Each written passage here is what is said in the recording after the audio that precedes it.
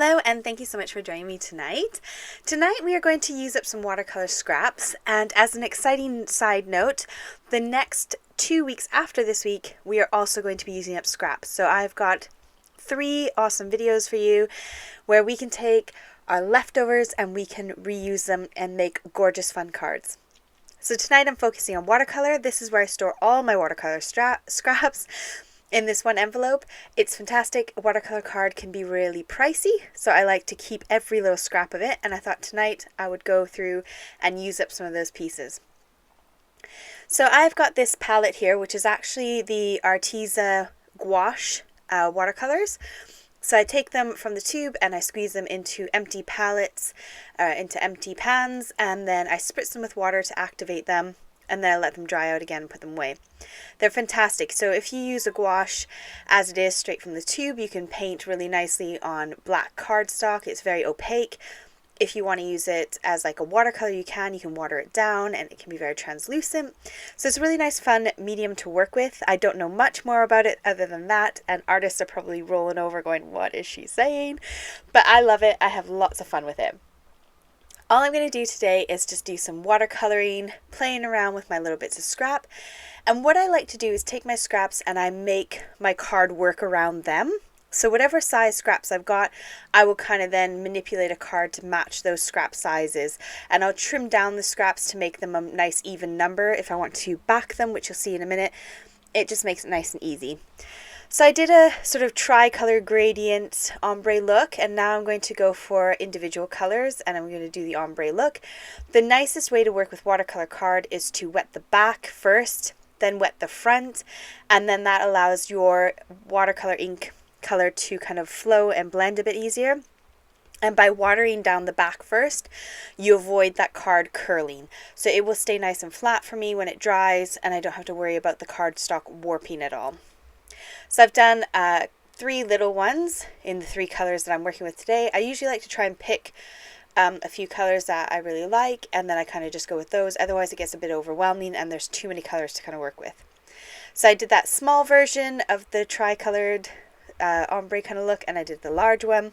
And then now I've got my cardstock soaking wet, and I'm just blobbing down some color and letting it sort of bleed between itself and giving me a really nice background.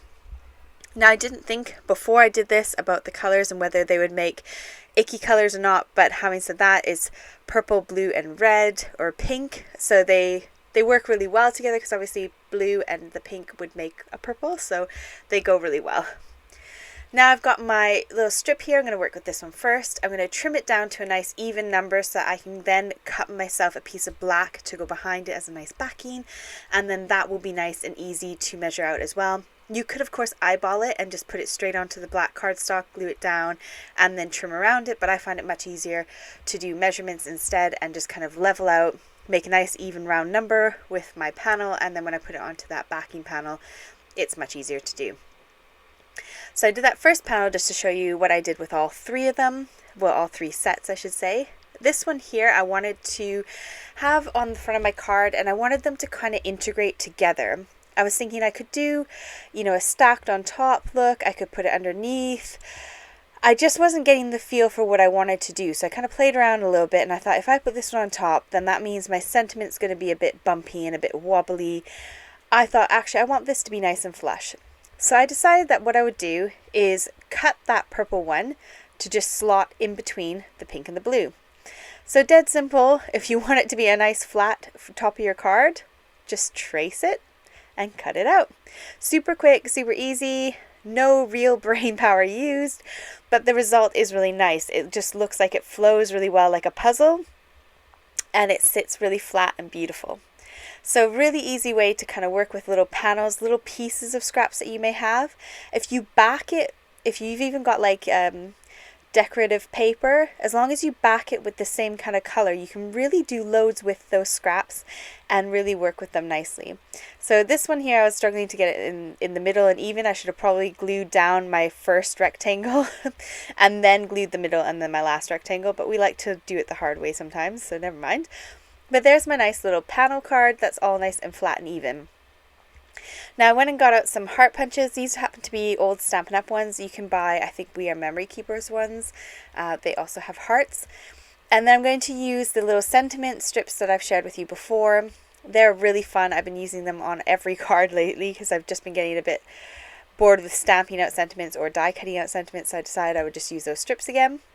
And what I wanted was a heart, but I wanted it to have a little bit more interest, so I punched out my small heart first, then punched out the big heart over top of that small one, and then I've got this kind of more detailed heart where you can see those lines going through. So I'm not going to put the little embellishment on there and then cover up my hard work of it being nice and flat and beautiful. You can actually see that line through. So I'll place my heart down, just glue it down with some foam squares, and then that way it kind of pops up a little bit off of those elements below it, and then I can go ahead and attach my sentiment on the top as well. I've got a lot of these foam squares in my stash. I actually got some for free as a design team member for Craft Stash, but I've gone and used them all up, so I've gone and purchased some more as well. They are very, very sticky, and they're quite a nice price point, and they go on sale quite often, so I recommend them if you're looking for a nice cheap foam square. These do work really well. Now obviously I'm going to stick this little sentiment strip across the top of my heart, but I want the edges to be raised up where my heart is going to be, so that it matches and is nice and level and even across that whole entire strip. So I just add the foam just to those ends there. This is cheap foam that I get from Amazon in the UK, and it is available on Amazon in the US as well, so I'll put those links down below for you.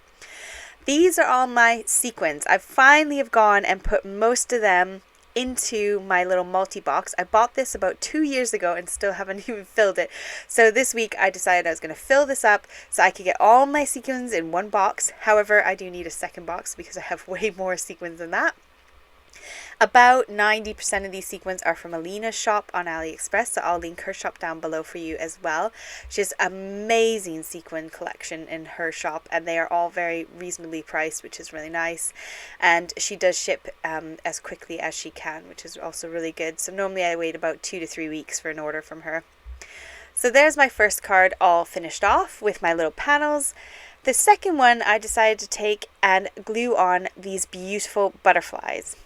This gorgeous little set is from the Textures range by Lou Collins. I forgot to share the packaging with you, so that's why I've popped in that little picture. They are fantastic. It's a really massive strip of butterflies, and they look gorgeous in black. So I cut them in black because it matched the underlying sort of black lining loads better. I did try and do the glue trick where you put the glue on the back of your hand and use your die cut on top of it, but it was a hot mess and I wouldn't recommend it, so I didn't bother sharing that with you. I thought I'd cut that out because that was a real big mess. Anyways, I flattened it down with a bit of scrap paper, and now I'm going to go and add my sentiment. I want the focal point to be those butterflies, so I'm just going to kind of stick that sentiment on the side there and let that kind of be the message, but allow those butterflies really to shine.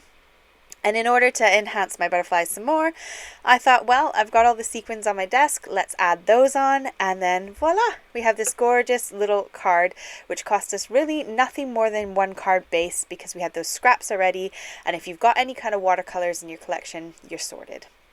Now on this card, I backed it onto a piece of black cardstock, and then I decided to use my Arteza ballpoint gel pen and do some lines with my T-ruler. It's a great way to add a bit more interest to the panel of your card. Now I did think this little blob of red down here, which was an oopsie, I meant to put pink on, but it ended up being red somehow. It was a gorgeous sort of heart looking like shape, so I kept putting that little glitter heart on there and off and on and off, and I couldn't work out whether I wanted it or not, and in the end I just stamped directly on it. And I thought that gorgeous blob of ink did itself its own little justice. It looks like a heart. It almost looks intentional. And I thought, actually, I really like it just as it is. And I don't want to add too much more to it. So a couple little drops of Nuvo on the bottom and the top. And we have that one sorted as well. So I hope this gave you some inspiration on what you can do with your watercolor scraps. Make sure you watch the next 2 Saturdays videos. I won't have any Wednesday ones, I'm afraid. I will be off to Canada to see my mum with the kids and my husband. So we will be there for the next 2 weeks. enjoying lovely Canada and my lovely mum. So I will carry on with my videos. I'll be doing my voiceovers in Canada, but I've got them filmed and ready for you. So it will be Saturday night crafting for the next 2 weeks. Only, and not my Wednesday normal videos. But once those kids are back in school, you better believe I will be enjoying my time in my office again. So take care, have a fabulous weekend, and I will see you next weekend. Bye!